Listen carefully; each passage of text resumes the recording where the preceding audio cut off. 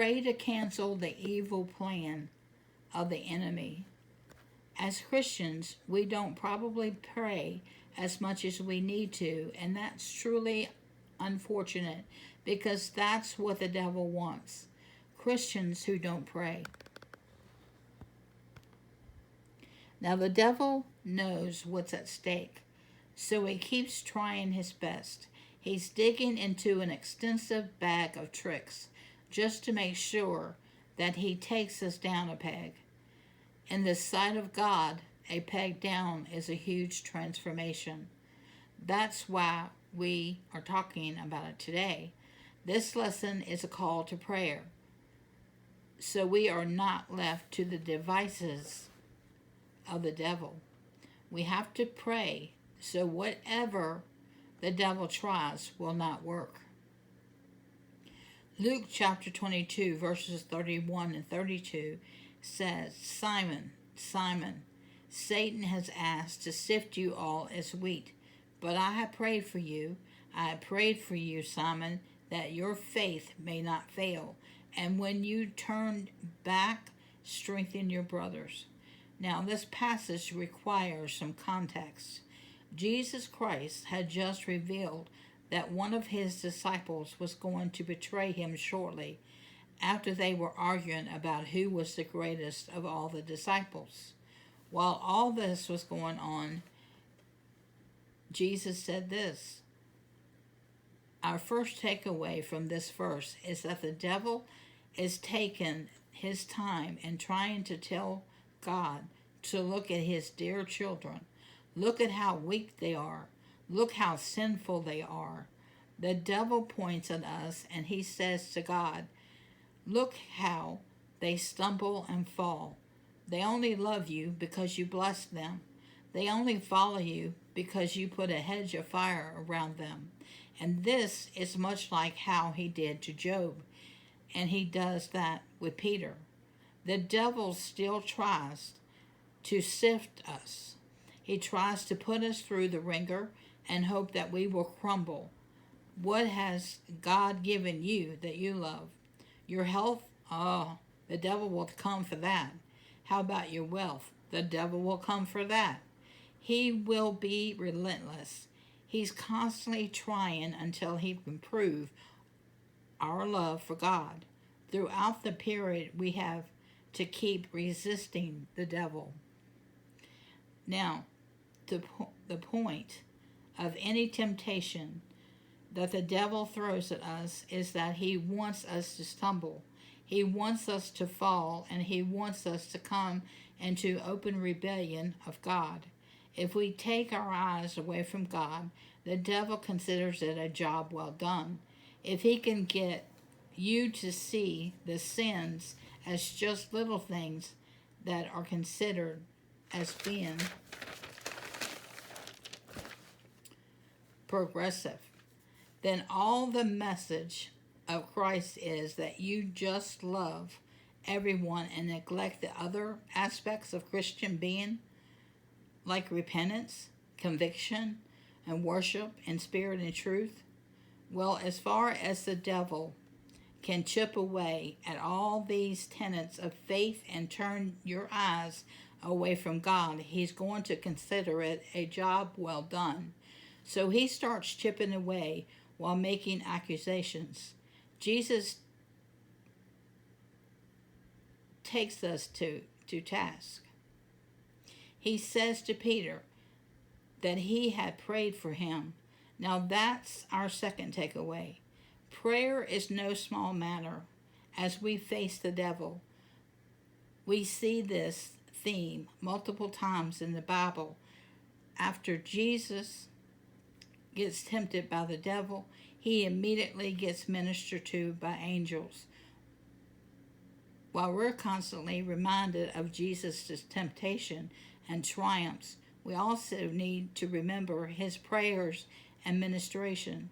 If Jesus himself prayed for us, then why do we act so hesitant to pray for ourselves? Part of the problem is we don't understand what is at stake. The devil has managed to convince us that he is no longer in the details of the world's affairs. He's managed to convince us that we can no longer are fighting him.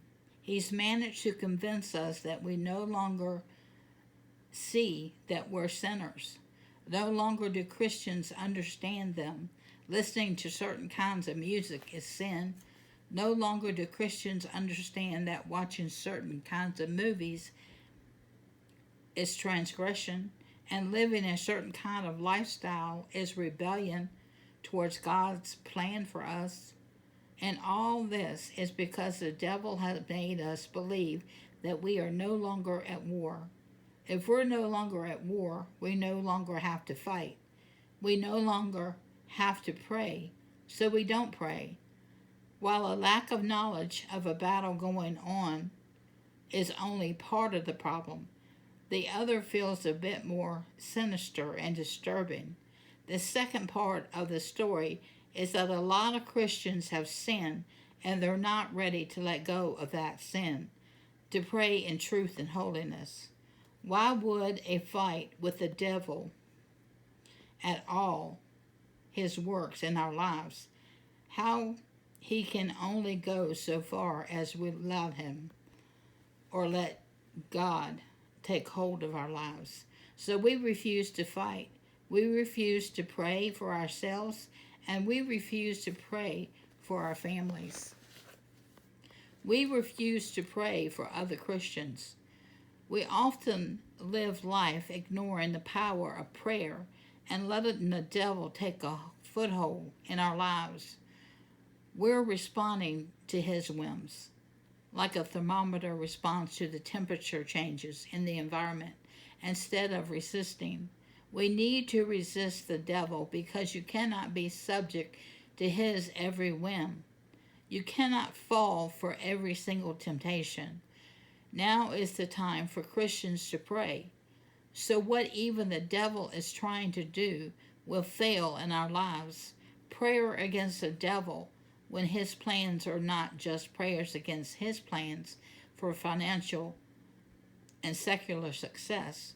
While the devil does this, he goes after our wealth and our health. He also goes after everything that he knows certifiably will result in our separation from the grace of God. The devil goes after the destinies and the manifestations of our spiritual lives, hoping to strip us of our victories that God has already given us. Listen, my friends, we are in an active war, and we need to recognize it as such.